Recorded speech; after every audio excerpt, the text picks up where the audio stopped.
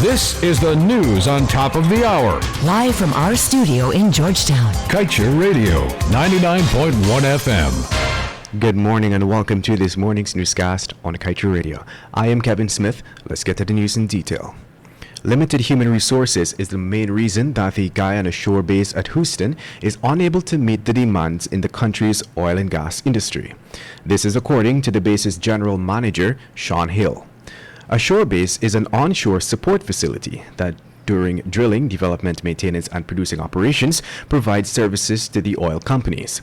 Hill noted that the base is doing its best at retaining the workforce, which will expand to 500 employees by year's end. He acknowledged that the shore base facility is now faced with a situation where it is impossible to grasp all the necessary skills for the government.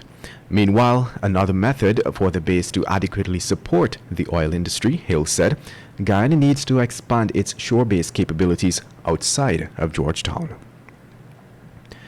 And now let's tell you, Kaieteur has in recent years found itself in dire financial straits, with newly appointed CEO, says Narayan Singh, now conceding that the industry currently sells bulk sugar for about half of what it costs the industry to produce.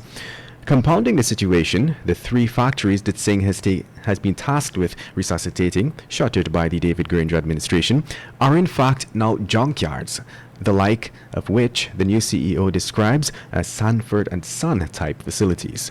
Singh went on to say that the industry currently sells sugar for just about $340 on the international market, but its production cost is closer to $600.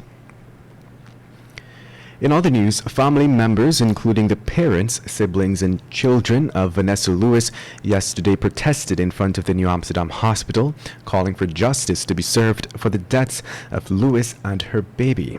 Lewis and her baby died after complications during surgery at the New Amsterdam Hospital a few weeks ago. Her father, Eric Lewis, said that he is convinced that the regional administration and regional health services of Region 6 are facilitating a cover-up into what took place at the hospital. While 2 nurses and a doctor were suspended, the family believes that this is not justice, since the medical professionals will be back on their jobs after the suspension.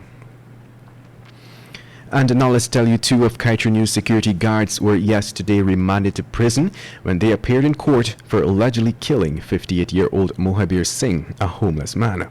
The defendants, 49-year-old Jan Licorice and 39-year-old Tony Waldron, who are being represented by attorney-at-law Lakshmi Rahamat, made their first court appearance in the Georgetown Magistrates Court before Chief Magistrate Anne McLennan. They were not required to plead to the indictable charge and are expected to make their next court appearance on April 19th. You are listening to Kaieteur Radio 99.1 and 99.5 FM. This is your morning newscast. We will return after the break.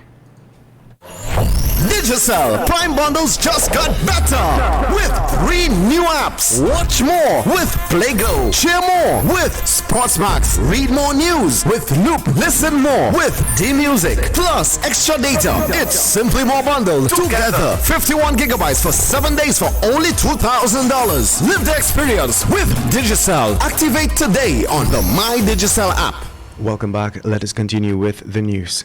As cops try their best to find the men who executed a popular gold dealer in front of the popular nightclub Palm Court Sunday night, footage has surfaced of the dreadful moment. Gunmen who emerged from a white new model Toyota Fielder shot the gold dealer Ricardo Fagundes, an associate of Roger Canna, at least 15 times. The execution-style killing, according to police reports, occurred around 22 hours. In other news, the government has committed to paying $100 million in advance taxes to City Hall. During a meeting between Mayor of Georgetown, Pandit Ubraj Narayan, Deputy Mayor Alfred Mentor, and a ministerial team at State House yesterday, President Irfan Ali committed to making advance payments of the sum.